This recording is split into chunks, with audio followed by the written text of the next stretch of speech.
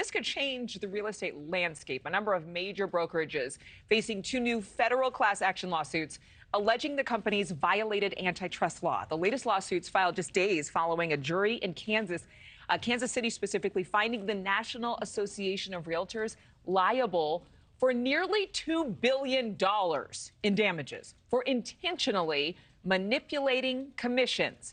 Now attorneys are expanding the case to plaintiffs nationwide, hoping to change how brokers operate. This got our attention here at NewsNation. I'm sure it sparked your interest, too. Joining us right now, Stephen Brobeck, a senior fellow at the Consumer Federation of America. Okay, here's the question. There are more than 260,000 sellers across 3 states awarded this massive payout. So is this going to change the entire world of buying and selling? Well, with damages, actually, the total is over $5 billion. What? And if you project that to the nation as a whole, it's a huge amount of money. Basically, the American people have spoken through that jury. They found almost immediately, discussing just for less than 3 hours the amount of the damages, that the industry was conspiring to set prices at the 5 to 6% level. That jury decision, future litigation, and the determination of the U.S. Department of Justice to increase price competition in this marketplace is going to virtually assure that that competition takes place and that rates come down. Okay, so the question is, when I see that, and I know the stats, 5 to 6% was supposedly overinflated. I mean, I guess being from California, 5% seems normal. How much commission should these brokers have received?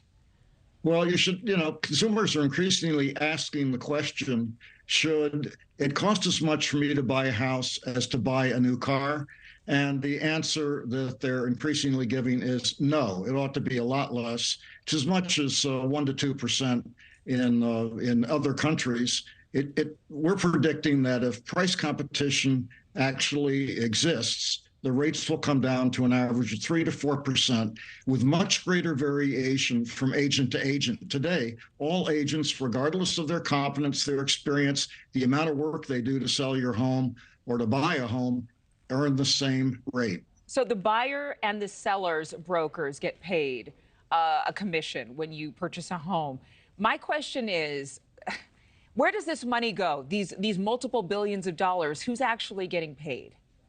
Well, the agents and the brokers, but a problem that the industry has is there are way too many agents for sales. There are over 1.5 million agents to engage in, well, this year, less than 5 million sales. Just do the math. The math suggests that most agents can't earn a decent living selling homes. And so problem is that it's so easy to get into the industry. You don't even need a high school degree in half the states in the country.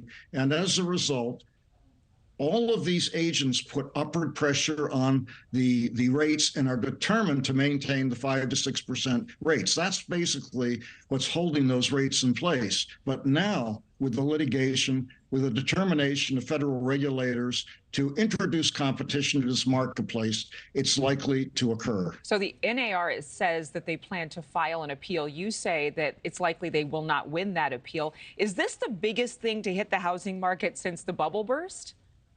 Yeah, so I've been working on this issue now for 30 years, and this is a huge game changer and makes it highly likely that marketplace will become much more competitive.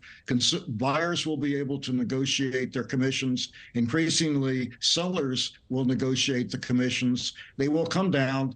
The really good, competent full-time agents will do just fine. The marginal agents won't do so well, but the full-time, competent agents, I don't see this affecting their income at all. Okay, well, we're all going to be watching this because this certainly does affect those who are selling their homes in the near future and maybe somebody who's going to receive some payback from this judgment if it goes through and becomes a nationwide class action lawsuit. Stephen Brobeck, thank you for being with us. Thank you for watching. Go to newsnationnow.com to find NewsNation on your television provider. And don't forget to click the red subscribe button below to get more of NewsNation's fact-driven, unbiased coverage.